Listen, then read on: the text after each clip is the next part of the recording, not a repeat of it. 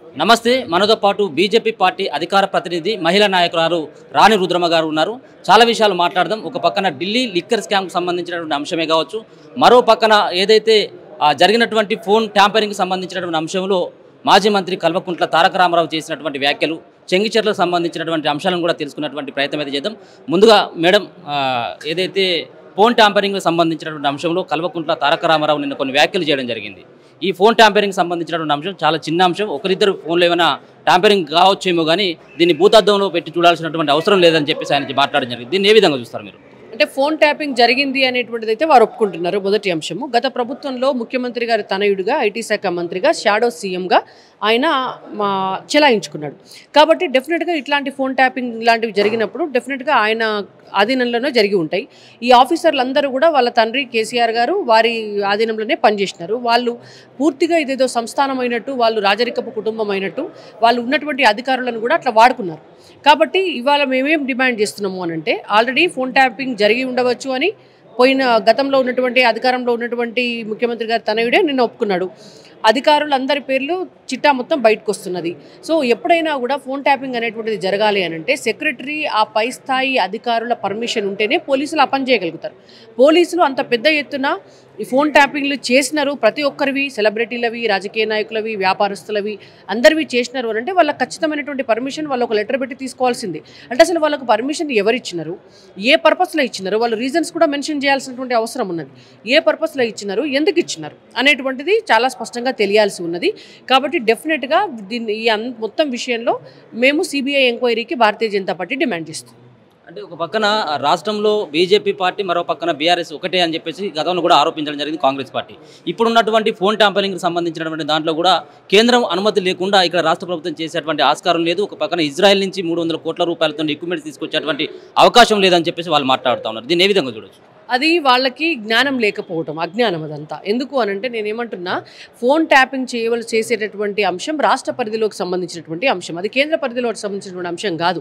ఇవాళ telegraph act ప్రకారం ఏంటంటే, ఒక రాష్ట్రంలో ఉన్నటువంటి ఆ రాష్ట్ర ప్రభుత్వం కనుక ఏదైనా ఒక పర్పస్ ఉంటే, అంటే తీవ్రవాదులో లేకపోతే ఉగ్రవాదులో లేకపోతే శాంతి భద్రతల సమస్యను వచ్చినప్పుడు, ఏదన్నా సమాజ వ్యతిరేకమైనటువంటి కార్యక్రమాలు జరుగుతున్నాయి అన్నప్పుడు ఎవరిపైన అనుమానం ఉంటే ఖచ్చితమైనటువంటి ఆధారాల కోసము, వాళ్ళని దొరకబట్టడం కోసము, రాష్ట్రంలో ఉన్నటువంటి పరిస్థితిని మెరుగుపరచడం కోసం ప్రభుత్వము అధికారులకు ఆదేశాలు ఇచ్చి పోలీసుల ద్వారా ఫోన్ ట్యాపింగ్ చేపిస్తుంది. అదొక సిస్టమ్.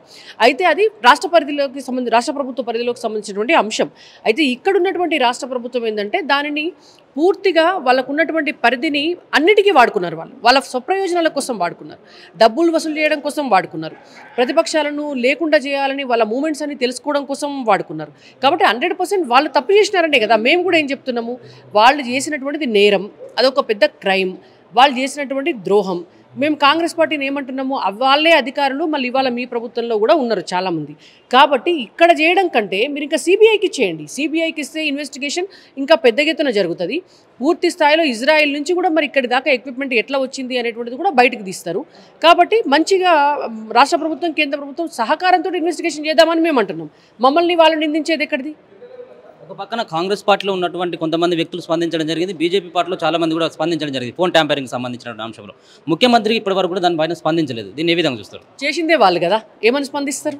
వాళ్ళ స్వలాభం కోసం, వాళ్ళ సొంత అవసరాల కోసం, వాళ్ళు ఎక్కడెక్కడ ఏ డిస్ప్యూట్ ల్యాండ్ ఉంటే తెలుసుకొని అది వాళ్ళ జాబితాలో వేసుకోవడం కోసం, ఎక్కడ డబ్బు ట్రాన్సాక్షన్ జరిగితే అది డబ్బును తీసుకోవడం కోసం, ఎక్కడ సెలబ్రిటీలు ఉంటే వాళ్ళను బ్లాక్మెయిల్ చేసి వాళ్ళ అవసరాల కోసం వాళ్ళకు చెప్పించుకోవడం కోసం, ఇవన్నీ చేసింది వాళ్ళు కదా. చేసిందే వాళ్ళే మాట్లాడతారు.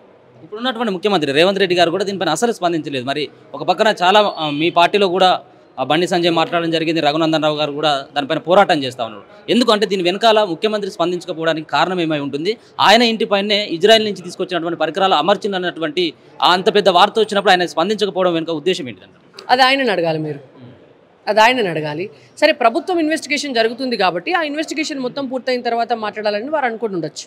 ఒక పక్కన ఢిల్లీ లిక్కర్ స్కామ్కు సంబంధించినటువంటి అంశంలో కీలకమైనటువంటి నిందితుడిని బీజేపీ పార్టీ 60 కోట్ల రూపాయలకు తీసుకొని వదిలేసింది అన్నటువంటి ఆరోపణలు కూడా నిన్న కేటీఆర్ చేయడం జరిగింది. దీని విధంగా ఇక కేటీఆర్ మాటలు, కవిత మాటలు, కేసీఆర్ మాటలు నమ్మడానికి ఏమన్నా ఉందా అండి?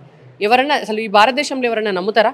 ఇవాళ అబద్ధాలకు కేర్ ఆఫ్ అడ్రస్ వాళ్ళు. అబద్ధాలకు ఏమన్నా నోబెల్ బహుమతి ఏమన్నా ఇవ్వాలి అని అంటే అది కేసీఆర్ కుటుంబానికే ఇవ్వాలి. కాబట్టి కేటీఆర్ మాటలు పట్టించుకోవాల్సిన అవసరం లేదు. ఆయనకు సీఎం సీట్ రాలేదని మతి భ్రమించి ఏది పడుతుంది మాట్లాడుతున్నాడు. ఒక పక్కన ఎలక్ట్రల్ బాండ్ సంబంధించిన రూపంలో 11,500 కోట్ల రూపాయలు అక్రమంగా బీజేపీ పార్టీ దోచుకుందని చెప్పేసి ఆరోపణలు. అంతేకాకుండా బీజేపీ పార్టీ ఎన్నికల ముందు కేవలం రామనామ స్మరణ చేసుడు తప్పించి వాళ్ళు ఇక్కడ ఉన్నటువంటి రాష్ట్రానికి ఏ పని కూడా చేయలేదు. వాళ్ళు ఓట్లు అడిగేటువంటి హక్కు లేదని చెప్పేసి కూడా అంటా ఉన్నారు. ఎవరన్నారు? కేటీఆర్ అంటా ఉన్నారు. ఓకే, ఎలక్టోరల్ బాండ్స్ ద్వారా బీఆర్ఎస్ పార్టీ డబ్బులు తీసుకోలేదా? కాంగ్రెస్ పార్టీ డబ్బులు తీసుకోలేదా? ఆమ్ ఆద్మీ పార్టీ డబ్బులు తీసుకోలేదా? టీఎంసీ డబ్బులు తీసుకోలేదా? డిఎంకే డబ్బులు తీసుకోలేదా? ఇట్లా భారతదేశ కమ్యూనిస్ట్ పార్టీలు డబ్బులు తీసుకోలేదా? నేనేమంటున్నా అంటే భారతదేశంలో ఉన్నటువంటి ఏ రాజకీయ పార్టీ అయినా కూడా వాళ్ళకి ఎవరైనా దాతలు విరాళాలు ఇస్తే ఎలక్టోరల్ బాండ్స్ ద్వారా తీసుకుంటారు. సో అది అన్ని రాజకీయ పార్టీలు తీసుకున్నాయి. అది ఒక్క బీజేపీ తీసుకున్నదని బీజేపీని నిందించడం వెనకాల అదే అంటున్నారు కదా, నేను కేటీఆర్కు మతి భ్రమించింది, ఏది పడుతుంది మాట్లాడుతున్నాడు. అది ఒక అంశం. ఇంకోటి రామనామ జపం చేస్తుందంటే రామనామ జపం చేస్తాం.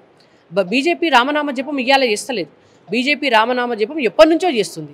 భారతదేశం మొత్తం కూడా కాలికి బల్పం కట్టుకొని రథయాత్ర అయోధ్య నుంచి మొదలుపెట్టి రథయాత్ర చేసినారు కదా అద్వానీ గారు. మరి ఆ రోజు బల్పం కట్టుకుని రామనామ స్మరణ చేయలేదా? అంటే జై శ్రీరామ్ అనకుండా ఎక్కడన్నా ఏ బీజేపీ మీటింగ్ అన్నా జరుగుతుందా? కాబట్టి ఎప్పుడైనా చేసినాము. అది ఇప్పుడు వాళ్ళకి ఏంటంటే ఇప్పుడు అయోధ్యలో రామ మందిరం కట్టడం అనేటువంటిది కాంగ్రెస్ పార్టీకి ఇన్నేళ్ళైనా చేతగాలేదు. బీజేపీ అధికారంలోకి వచ్చి సెకండ్ టర్మ్లోనే నిర్మాణం కూడా పూర్తి చేసింది. దాన్ని ఓర్చుకోలేక మాట్లాడుతున్నారు. ఒక పక్కన చెంగిచెర్లకు సంబంధించిన విషయం కూడా మరి బీజేపీ పార్టీలు చాలా దానిపైన పోరాటం చేస్తూ ఉన్నారు. ఎందుకంటే అక్కడ ఉన్నటువంటి పేదలపైన ఒక సంబంధించిన సామాజిక వర్గానికి సంబంధించినటువంటి వాళ్ళు దాడులు చేసిండ్రు. దీనిపైన ప్రభుత్వం స్పందించట్లేదు అన్నటువంటి కొన్ని వ్యాఖ్యలు చేయడంతో పాటు కాసేపటి క్రితమే నిన్న పోరాటం చేసి వాళ్ళని పరామర్శించేందుకు వెళ్తున్నటువంటి బండి సంజయ్ పైన కాసేపటి క్రితమే కేసు నమోదైంది. దీన్ని ఏ విధంగా చూస్తారు? అంటే ఇది ఎట్లుంది అని అంటే నిందితులను వదిలేసి బాధితుల పక్షాన మాట్లాడేటోళ్లను శిక్షించాలనేటువంటి ఉద్దేశంతో ఇవాళ రేవంత్ రెడ్డి గారి ప్రభుత్వం నడుస్తుంది.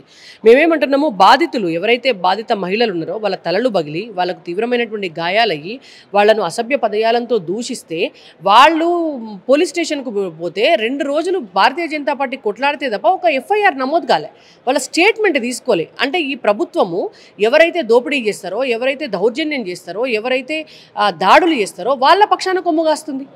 బాధితుల పక్షాన ఒక ఎఫ్ఐఆర్ రిజిస్ట్రేషన్ చేయడం చేతగాలేదు వాళ్ళకు. మేము గొడవ చేసేదాకా కూడా. కానీ ఇవాళ బాధితుల పక్షాన మాట్లాడడానికి వెళ్ళినటువంటి బండి సంజయ్ గారి పైన మాత్రం హడావుడిగా కేసు పెట్టాల్సినంత ఉత్సాహం ఉంది వాళ్ళకు. అంటే నువ్వు నిందితులను ఏమనవు, నిందితులను అరెస్ట్ చేయవు, నిందితుల మీద ఎఫ్ఐఆర్ కేసు ఫైల్ చేయవు, బాధితుల దగ్గర నుంచి స్టేట్మెంట్ తీసుకోవు, కానీ బాధితుల మీదనే ఎఫ్ఐఆర్ పెడతావు, బాధితులకు పక్షాన వెళ్ళినటువంటి మాట్లాడినటువంటి వాళ్ళపైన కేసులు పెడతావు. అంటే ఇది ఎట్లా ఉంది అని అంటే ఇవాళ దొంగల పక్షాన నిలబడేటువంటి పార్టీ కాంగ్రెస్ పార్టీ, ఇవాళ దోపిడీ చేసి దాడులు చేసేటటువంటి మతోన్మాదుల పక్షాన నిలబడేటువంటి పార్టీ రేవంత్ రెడ్డి గారి ప్రభుత్వం అనేటువంటిది కనబడుతుంది మనకు.